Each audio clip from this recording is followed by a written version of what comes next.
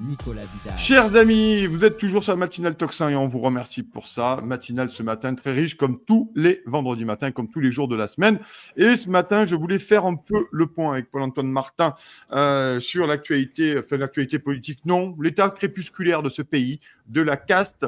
Bonjour Paul-Antoine, comment ça va ? Bonjour Nicolas, écoute, très bien et encore très bien parce que je suis sur Tocsin avec toi. Bon, en tout cas, merci beaucoup d'avoir accepté mon invitation, cher Paul-Antoine. Avec en tout plaisir. Cas, c'est normal parce qu'il y a tellement de choses à dire. Hein. Ton livre, il a cartonné.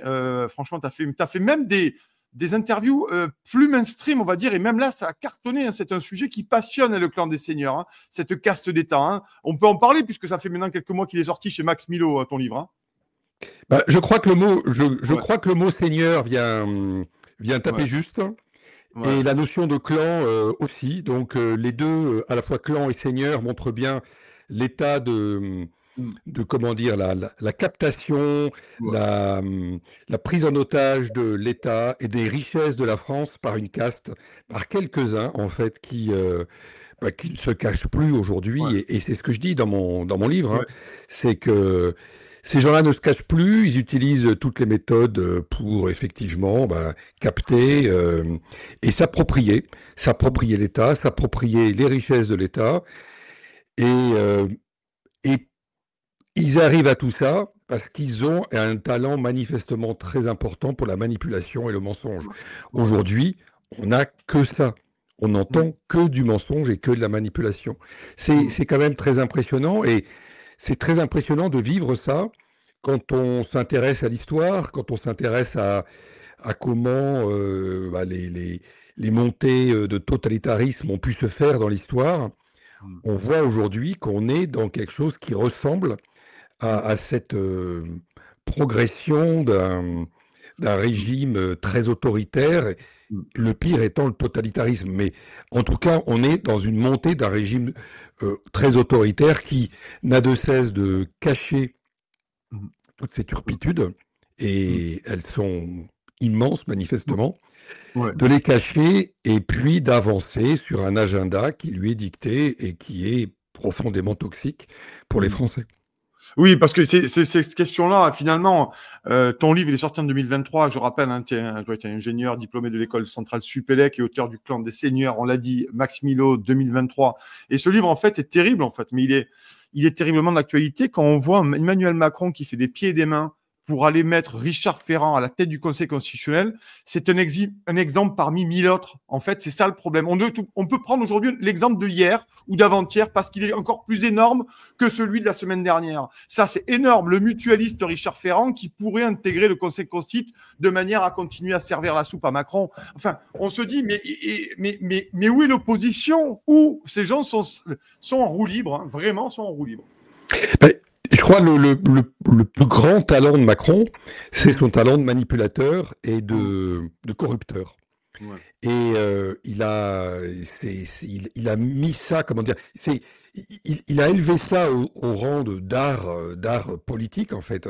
Et il a autour de lui corrompu probablement quasiment tout le monde. Ce qui fait qu'aujourd'hui, on a l'opposition gauche-droite n'a plus aucun sens. Ouais. N'a plus aucun sens parce que l'objectif de chacun, c'est le statu quo. L'objectif de chacun, c'est le petit business personnel et du parti.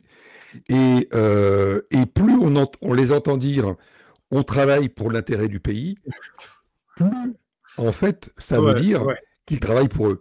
Et c'est toujours pareil en psychologie. Hein. Il y a toujours ce phénomène de compensation. C'est-à-dire, plus je vais dire que je suis honnête, etc., plus j'ai des choses à cacher. Et eux, aujourd'hui, ils travaillent énormément pour les Français, en permanence, et ils nous l'expliquent. Et tu nous parles de Richard Ferrand. Ouais. Richard Ferrand qui a quand même quelques casseroles, qui a été sauvé quand même par Yael Braun-Pivet. Oui.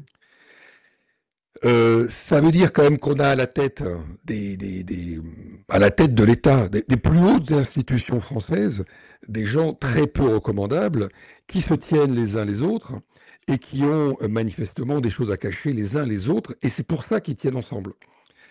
L'objectif de Richard Ferrand, c'est quand même celui qui voulait modifier la Constitution pour permettre à un minima un troisième mandat de Macron. Et ça tombe bien, puisque Macron veut le nommer au Conseil constitutionnel. Donc, c'est merveilleux ce monde. Les choses s'arrangent magnifiquement bien. Et puis Ferrand, il a tellement de casseroles qu'il est totalement tenu. Donc, il sera comme il faut à la place, qu'on pourra lui proposer. Ouais, de Lolo Fabius, effectivement, c'est formidable. Il y en a une autre quand même qui mérite qu'on s'y attarde, parce que quand même, je vais quand même montrer l'image. On parle bien de Nathalie Loiseau. Tout de même, Nathalie Loiseau, qui est maintenant présidente de la commission spéciale bouclier démocratique. Il lui manque plus que le glaive et le bouclier et le casque pour aller perforer, pour aller bouter les fake news hors d'Europe. Mais là aussi, je le remonte pour nos téléspectateurs. Nathalie Loiseau, tout le monde la connaît, qui d'ailleurs qui est apparemment assez proche des réseaux sorosiens. C'est quand même dingue, ces histoires-là. Enfin, ces gens, je crois que tu as raison, ils se cachent plus, en fait. Ils se cachent plus. Mais ils ont même plus besoin de se cacher parce que, comme tout aujourd'hui est mensonge et manipulation, ça passe. Puisque c'est dans le stream du mensonge et de la manipulation, donc ils en rajoutent et ils en font partie. Et aujourd'hui, manifestement, pour réussir autour de Macron, il faut, déjà, il faut le protéger. Parce qu'elle fait partie de ceux qui le protègent. Et donc, c'est nos limites, c'est open bar de la manipulation et du mensonge. Elle est quand même énorme, sans faire de jeu de mots, bien sûr, mais cette Nathalie Loiseau, qui, effectivement, comme tu le disais, est clairement sponsorisée par Soros, elle s'affiche en plus avec Soros. Hein. Elle s'affiche avec, qui est une ingérence évidente. On ne révèle rien. Voilà. Malheureusement. Ce qui est très fort aussi, c'est qu'elle a été, entre guillemets, élue sans élection, puisqu'elle était élue avant les élections. Donc, ces gens qui sont là pour défendre la démocratie par un bouclier magnifique, ils ne la respectent même pas, et d'une. Et deux, aujourd'hui, ce bouclier démocratique n'a pas d'autre synonyme que censure, et prochainement, si rien ne se passe, répression. Oui. C'est ça qui nous attend, c'est la répression après la censure. Oui, parce que c'est intéressant ce que tu dis là, c'est-à-dire qu'à un moment donné, quand ils vont pas plus pouvoir boucher tous les trous, colmater toutes les brèches, ça frite partout là. Enfin, ils sont déjà assez habiles pour frapper. Ils ont quand même un entraînement assez rigoureux avec la Macronie.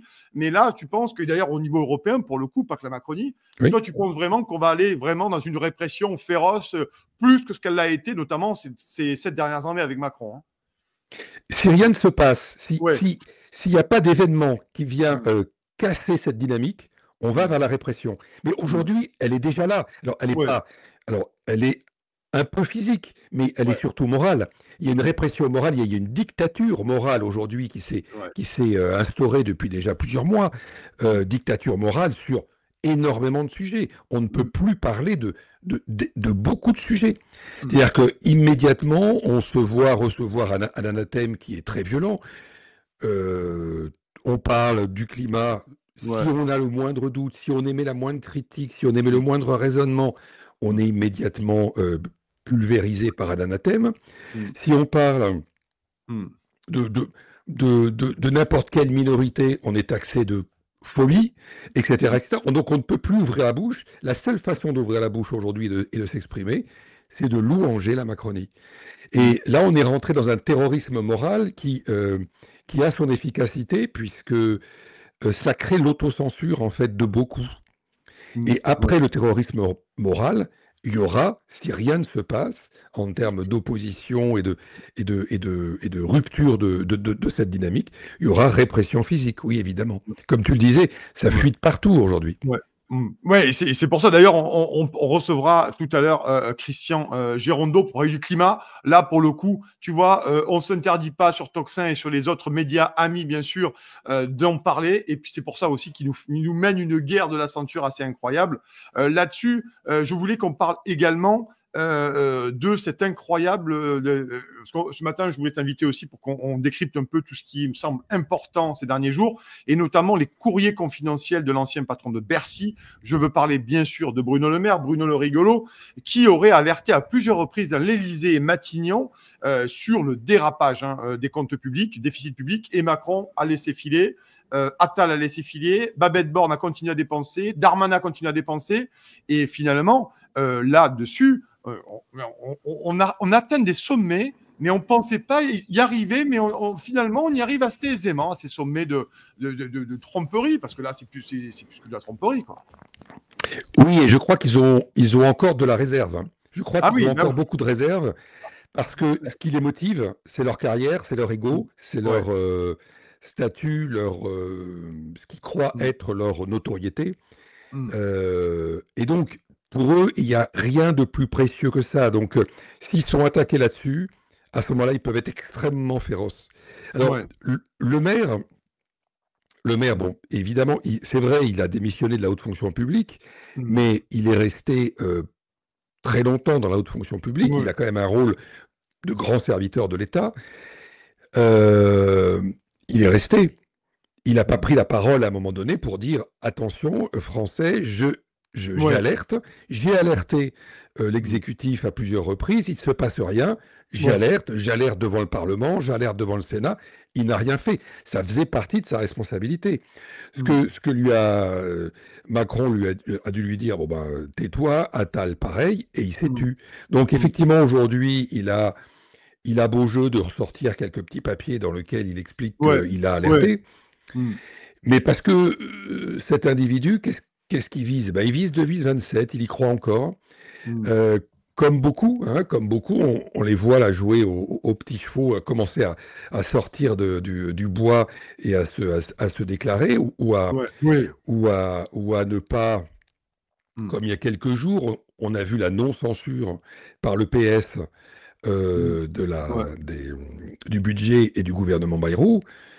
Qu'est-ce que vise le PS? Parce que le PS aujourd'hui, il est noyauté par Hollande, qui veut redorer son destin en 2027 et prendre sa revanche. Il a besoin il n'est pas prêt aujourd'hui, parce qu'il y a Glucksmann qui a une meilleure notoriété que lui en ce moment. Mais ce qu'il vise, c'est entre 2025 et 2027, c'est tuer Glucksmann, prendre le parti entre-temps, et puis se représenter en 2027. Et sur un malentendu, ça peut passer. Oui, c'est ça le drame. Donc, ils n'ont pas voté la censure, probablement pour ça. Parce qu'ils ne sont pas prêts, parce qu'ils ne sont pas prêts à prendre le pouvoir aujourd'hui. Ils ne veulent surtout pas de démission de Macron aujourd'hui. C'est assez incroyable, effectivement, là-dessus, sur ces questions-là, parce qu'on se rend compte que c'est ça que tu as raison, je partage ton analyse. C'est ce qui est inadmissible, insupportable aujourd'hui à des niveaux jamais atteints, c'est l'obsession de la carrière personnelle, l'obsession de la petite boutique de parti avec, bien entendu, tu l'as dit aussi, bouffi de l'intérêt général, bouffi pour l'intérêt des Français, alors que visuellement, c'est de la boutique pour tous les partis. Il faut le dire quand même. C'est la boutique pour tous les partis qui ont le cul, désolé, posé à l'Assemblée nationale. C'est terrible ça, parce que finalement, et les gens, j'ai quand même l'impression qu'ils y croient plus des masses en même temps. Mais bon, ils ont du pour là-haut. C'est ça qui est bon, aujourd'hui, l'eau d'or pour le moment. Il faut se méfier de l'eau qui dort, effectivement. On ne sait pas quand elle peut se réveiller. On peut imaginer qu'elle se réveille un jour, mais sauf si la répression violente tombe d'ici là. Mais quand on voit un Bayrou, par exemple, on nous explique qu'il faut faire des efforts, etc., etc. Mais il y a moi, ce que je vois au niveau par exemple, au travers des tweets que je peux faire sur Twitter où je te suis ou d'autres, c'est pas tant, comment dire, le gros scandale qui fait que les citoyens, comment dire, se révoltent, c'est le symbole. Et quand on voit qu'un Bayrou, il a poussé pour que justement les anciens présidents, les anciens premiers ministres conservent leurs privilèges alors qu'il y avait un début de volonté de réformer ça, Bah, ça veut Mmh. dire que de toute façon, toujours pas compris, Non. mais surtout qu'ils ne veulent surtout pas comprendre, c'est profiter jusqu'au bout. Ouais. Bayrou, il veut certainement pas être celui qui va couper la branche sur laquelle il est assis, parce que s'il fait tout ça, c'est justement pour avoir après tous ses privilèges. Donc Mmh. c'est ça qui est absolument dramatique, Mmh. et je pense, encore une fois, alors je parle pas de révolution, mais je parle de Oui, oui. soulèvement populaire, effectivement. Mmh. Il n'y a pas d'autre solution aujourd'hui que ça. Parce Mmh. qu'on ne voit pas celui ou celle aujourd'hui qui pourrait être intègre Mmh. et avoir autour de lui ou d'elle Mmh. suffisamment de politique Mmh. pour renverser ce système qui est totalement pourri. On n'a pas aujourd'hui. Alors, Trump, il est ce qu'il est, mais Ouais. il a une Mmh. telle La puissance question que je voulais te aujourd'hui. poser d'ailleurs, Paul-Antoine. J'ai la question que je voulais te poser, mais vas-y, vas-y. Mais il a une Antoine. telle puissance et comment dire, une telle assise électorale, parce qu'il a tout gagné, Mmh. avec des lieutenants qui sont extrêmement forts, Ouais. comme Musk. Mmh. Ouais. Il va pouvoir se permettre de Mmh. nettoyer le marécage. Alors, je ne sais Mmh. pas comment Oui. il va transformer le marécage, hein, mais Mmh. en tout cas, il va le nettoyer probablement. Ouais. Chez nous, il y a besoin de nettoyer considérablement. Et c'est pour ça que l'opposition gauche-droite, aujourd'hui, elle est là justement pour faire diversion, pour Mmh. empêcher que les gens s'intéressent à cette question de la moralité dans la vie publique. Ouais. C'est-à-dire qu'on conserve en fait cette opposition qui n'a plus aucun sens, parce que la vraie opposition aujourd'hui, c'est Mmh. entre patriotisme Mmh. ou souverainisme et Ouais. puis mondialo-fasciste. Mmh. Voilà, elle est là la vraie opposition Mmh. entre ces ailleurs, ces loiseaux Mmh. comme tu l'as montré, Ouais. qui sont prêts à toutes les compromissions, Oui. à Mmh. toutes les traîtrises, à tout et n'importe quoi pour conserver des postes extrêmement rémunérateurs, Mmh. Mmh. quitte à accompagner l'affaiblissement d'un pays et à, Mmh. et à détruire ceux qui pourraient effectivement avoir une voix qui s'oppose à ça. Mmh. Et Oui. on voit bien que l'Europe aujourd'hui, elle est complètement stérile, elle est inféconde, elle ne produit plus rien. Mmh. Et la dernière chose qu'elle a produite, là, ce scandale que l'on voit arriver sur les émissions carbone, l'obligation que l'Europe veut imposer aux constructeurs européens Mmh. en termes d'émissions carbone, qui les obligerait à acheter des crédits carbone à des constructeurs automobiles étrangers, enfin, Mmh. étrangers extra-européens, Mmh. comment dire, conduirait comment dire, à fausser la concurrence de façon considérable. C'est-à-dire que Mmh. cette bureaucratie européenne est devenue tellement folle qu'elle détruit en fait, Mmh. qu'elle détruit l'Europe, quoi. Mmh. Mmh. Et c'est toujours le destin des bureaucraties qui sont assises sur des idéologies. C'est-à-dire, Mmh. et là, ça va forcément à la catastrophe. Oui, et ça va forcément à la catastrophe, c'est vrai par rapport à ça. Et notamment, je voudrais qu'on termine là-dessus. On parlait de Trump, mais j'ai quand même l'impression que depuis l'investiture de Trump, hein, il y a quelques semaines de ça, maintenant, cette Union européenne pré-totalitaire, ou on peut l'appeler comme on veut, accélère énormément sur le bouquet démocratique, sur le DSA, sur la volonté aussi de s'ingérer dans les élections. On l'a vu en Roumanie, on l'a vu en Géorgie, on le En voit Allemagne, peut-être en Allemagne. En Allemagne, là, en Allemagne, oui. là, vraiment, il se cache plus. Je pense que là, manifestement, il va Et, falloir que pour- les gens ouvrent les yeux. et Et tu vois, pourquoi pas j'ai en l'impression que France? ça accélère. Tu vois, je sais pas ce que tu en Et, penses. et pourquoi pas en France avec Ferrand? Oui, oui, Parce que oui. Ferrand, ça sera son rôle. Ouais. Oui, Ça oui. sera son rôle. C'est-à-dire que le doigt sur la couture Mm, comment dire, d'annuler, d'invalider des élections mm, si l'Europe n'est pas d'accord avec les élections. C'est mm, ce qu'a dit exactement Breton. Il a dit si l'élection ne nous plaît pas, on l'invalide.